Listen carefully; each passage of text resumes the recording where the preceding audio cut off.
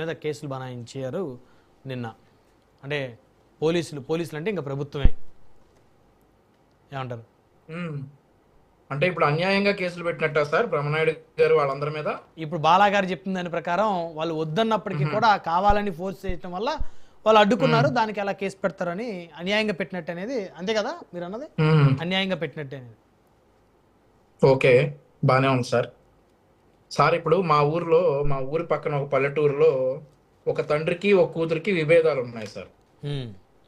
అయితే తండ్రి గారి నుంచి ఆ కూతురు దూరమై వెళ్ళిపోయింది. 9 సంవత్సరాల తర్వాత తండ్రి గారు చనిపోయారు సార్.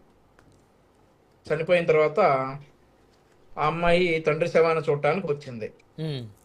కుటుంబ సభ్యులు ఏం మాట్లాడాల, కుటుంబ సభ్యులు అక్కడ ఏం మాట్లాడలేదు. కానీ కుటుంబ సభ్యుల్లో ఉన్నటువంటి సెకండ్ నెక్స్ట్ లెవెల్ పీపుల్ ఉంటారు కదా, ఇమీడియట్ పర్సన్స్ కాకపోయినా సరే, భార్య, ఇక్కడ ముద్రగడ గారి విషయంలో భార్య మాట్లాడింది అనుకోండి. అయితే పక్కనున్న వాళ్ళు ఏమా అప్పుడే గొడవలు ఉన్నాయి, చనిపోయారు, మళ్ళీ ఇక తర్వాత ఇంకెప్పటికీ బిడ్డను చూసుకోలేరు, బిడ్డ చూసుకోలేదు తండ్రిని, అవును, మీరు ఈ పంతాలన్నీ పక్కన పెట్టేసి ఒక అవకాశం ఇవ్వండి, చూసి వెళ్ళిపోతుంది, ఉండదు ఇక్కడ, చూసి వెళ్ళిపోతుంది అని చెప్పేసి ఆ తండ్రి శవానికి ఆఖరిసారిగా నమస్కారం పెట్టుకునేటటువంటి అవకాశాన్ని ఆ ఊరి పెద్దలందరూ కలిసి ఆ అమ్మాయికి కల్పించారు సార్.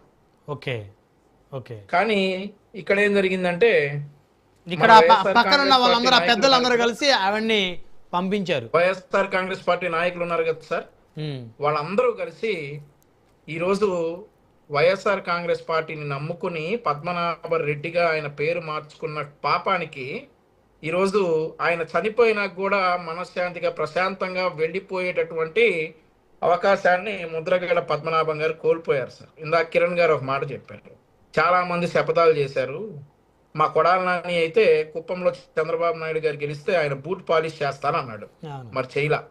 తోపుదుత్తి ప్రకాష్ రెడ్డి గారు అయితే పరిటాల కుటుంబం గెలిస్తే సగం మీసం తీసుకుని తిరుగుతాను అని అన్నాడు, మరి తీలా, మరి తీలేదు బ్రహ్మనాయుడు గారు. మరి పద్మనాభం గారు వైఎస్ఆర్ కాంగ్రెస్ పార్టీ ఓడిపోతే నా పేరు పద్మనాభ రెడ్డిగా మార్చుకుంటానని చెప్పి ఓడిపోయిన తర్వాత ఇచ్చిన మాట ప్రకారం నిలబడ్డటువంటి మునగాడు. అట్లాంటి వ్యక్తికి మాకు పద్మనాభం గారికి గట్టు తగాదాలు లేవు, లేదంటే ఆయనకి మేము డబ్బులు ఇవ్వాల్సిన అవసరం లేదు, మాకు ఆయన డబ్బులు ఇవ్వాల్సిన అవసరం లేదండి, కేవలం రాజకీయంగా విభేదించారు మమ్మల్ని, మేము ఆయన విభేదించాం.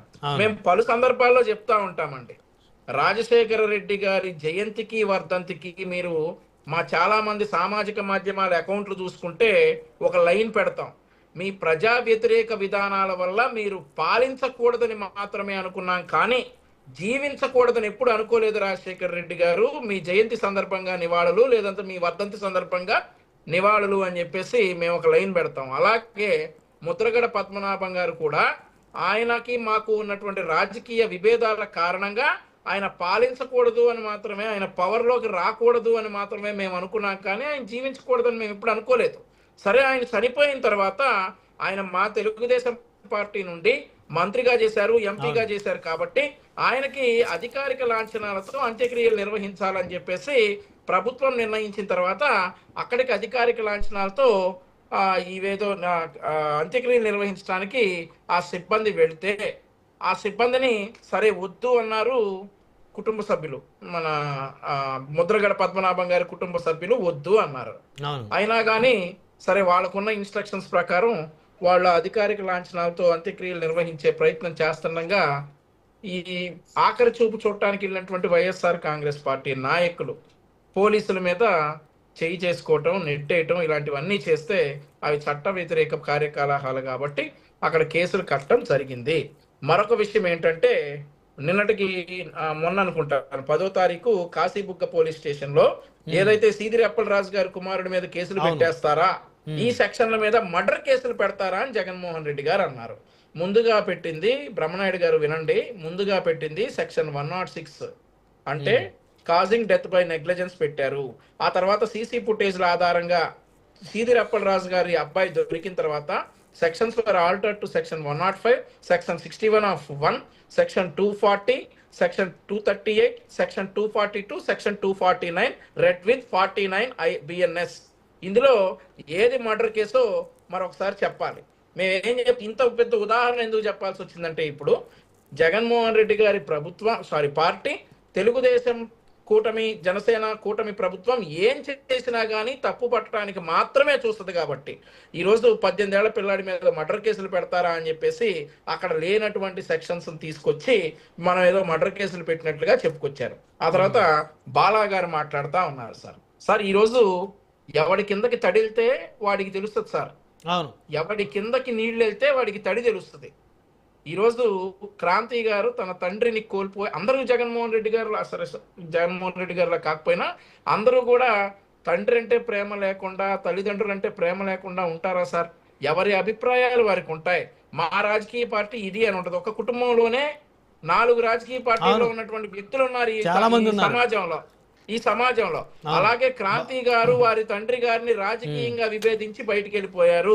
ఎప్పుడో 8 సంవత్సరాల క్రితం ఆయన అన్నటువంటి మాటలు, నా కూతురు నన్ను క్షోభ పెట్టింది అని అన్నటువంటి మాటలు, ఆయన 8 సంవత్సరాల క్రితం అన్నటువంటి మాటలు ఈరోజు క్రాంతి గారి వల్లే చనిపోయాడు అని చెప్పేసి బాలా గారు అంటా ఉన్నారు. సార్ బాలా గారు మామూలుగానే ఆయన కూటమికి వ్యతిరేకంగా ఉంటారో లేదంటే వైఎస్ఆర్సీకి అనుకూలంగా ఉంటారో, వినండి సార్, కూటమికి వ్యతిరేకంగా ఉంటారో వైఎస్ఆర్సీకి అనుకూలంగా ఉంటారో తెలియదు, కానీ ఎప్పుడు చూసినా గానీ కూటమి ఏం చేసినా గానీ తప్పులు ఎంచడంలో బాలా గారు చాలా గట్టిగా ఉంటారు.